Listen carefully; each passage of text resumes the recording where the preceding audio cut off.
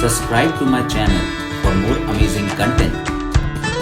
क्या रहा है इंडिया में आखिरकार क्यों मशरूम जैसे कंपनीज जो है अपने नए नए लैपटॉप्स निकाल रही हैं, ठीक है।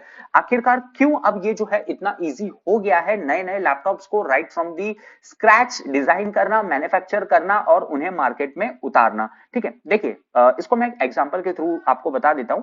मान के चलिए आपको एक शर्ट सिलवाना है, ठीक है। तो आप दर्जी के पास गए, उसको आपने बोला कि भाई मुझे एक ऐसा शर्ट बना के दे जो कि किसी के पास ना हो, ठीक है।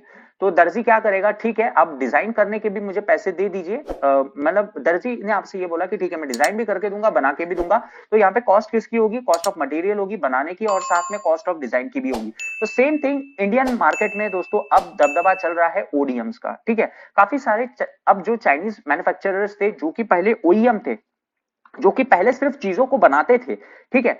अब उनके पास इतनी ज्यादा एक्सपीरियंस और इतनी ज्यादा एक्सपर्टीज आ गई है। मैं चाइनीज मार्केट की मैं बात इसलिए कर रहा हूं क्योंकि वहां पे ये वाला कल्चर अब बहुत पॉपुलर हो चुका है। इंडिया में ये वाला कल्चर धीरे धीरे काफी ज्यादा पॉपुलर हो जाएगा, लेकिन उससे पहले इंडिया में चैलेंज है खुद लैपटॉप को बनाना। तो मैं बैक स्टोरी पे जाता हूं। पहले चाइना में क्या होता था, ओईएम होते थे, ठीक है। यानी वो सिर्फ इक्विपमेंट मैन्युफैक्चर करते थे, नथिंग एल्स, ठीक है। लेकिन जैसे जैसे उन लोगों ने चीजों को मैन्युफैक्चर करना सीखा, धीरे धीरे उनकी डिजाइन करने की भी क्षमता जो है दोस्तों बढ़ गई, ठीक है। आप मान के चलिए रोज कपड़ा सील रहे हैं, आपको जस्ट बोला है कि ऐसा सील, तो कहीं ना कहीं एक टाइम ऐसा आएगा, 1 साल बाद, 2 साल बाद, 10 साल बाद, 3 साल बाद आपके पास एक ऐसा टाइम आएगा जहां पे आप लोग बोलोगे कि हाँ अब मैं जो है डिजाइन भी कर सकता हूं क्लोथ को। The same thing is happening over here. जो कंपनीज पहले सिर्फ लैपटॉप मैन्युफैक्चर करती थी, उन्होंने इतना मैन्युफैक्चर किया कि अब वो खुद लैपटॉप को डिजाइन करना भी यहां पे सीख गई है, ठीक है। बस कंपनीज को क्या करना पड़ता है, दूसरी कंपनी जो कि लैपटॉप बनवाना चाहती है उन्हें जो है अपना कुछ मेजरमेंट देना पड़ता है कि भाई लैपटॉप ऐसा होना चाहिए, उसकी प्राइसिंग रेंज इतनी होनी चाहिए, ठीक है, इसमें ये कुछ स्पेसिफिकेशंस होने चाहिए एज फार एज पॉसिबल। तो कंपनीज उस हिसाब से जो है उसको डिजाइन भी कर देती हैं और मैन्युफैक्चर भी कर देती है। तो same thing is happening over here also. तो यहाँ पे विंग की नोटबुक आपने देखा होगा और इन्फिनिक्स का लैपटॉप देखे होंगे, ठीक है। दोनों डिजाइन में लगभग सेम है, लेकिन कंपनीज अलग है और थोड़े बहुत डिजाइन में अलग है, ठीक है। मैं लगभग सेम बोल रहा हूं और थोड़ा बहुत अलग बोल रहा हूं बिकॉज कुछ ना कुछ डिफरेंसेस हैं। तो मान के चलो दोस्तों एग्जाम में आप आगे वाले पर्सन से कॉपी करते हैं तो क्या होगा, ठीक है।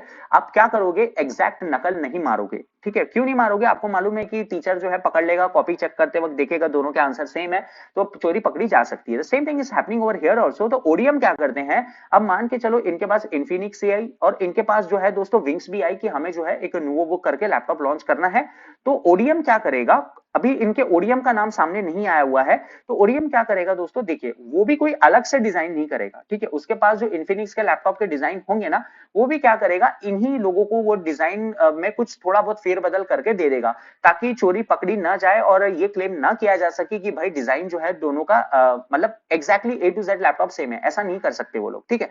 तो इसलिए आप लोग देखेंगे कि इन्फिनिक्स के लैपटॉप और विंग्स के नोटबुक लैपटॉप में कोई उतना अंतर नहीं है। ऑलमोस्ट फर्स्ट ग्लांस पे आप लोग बताओगे दोस्तों बता सकोगे कि किसी ने चोरी की है, थोड़ी इंटेलिजेंटली जो है यहाँ पे नकल मारी गई है, ठीक है। तो ये सब बैकग्राउंड में सिनारियो आप लोगों को जो है देखने को मिलता है, ठीक है। नोकिया की भी आप लोगों ने देखी होगी और फुजित्सु के भी लैपटॉप आप लोगों ने देखे होंगे। तो ये सारी कंपनी जो है दोस्तों अब ओडीएम्स पे चल रही हैं कि भाई तू ही डिजाइन कर, तू ही बना दे, बस हमको जो है अपना ब्रांड लोगो यहाँ पे छाप के दे दे। तो ये है बैकग्राउंड स्टोरीज। इसलिए इन लैपटॉप्स को कंपेयर करना दोस्तों उतना कोई तर्कशील नहीं है, ठीक है। जैसे कि आप लोग डेल के लैपटॉप को लेनोवो से कंपेयर कर सकते हैं, ठीक है। इनके इनके खुद के ओरिजिनल डिजाइन हो सकते हैं, ठीक है।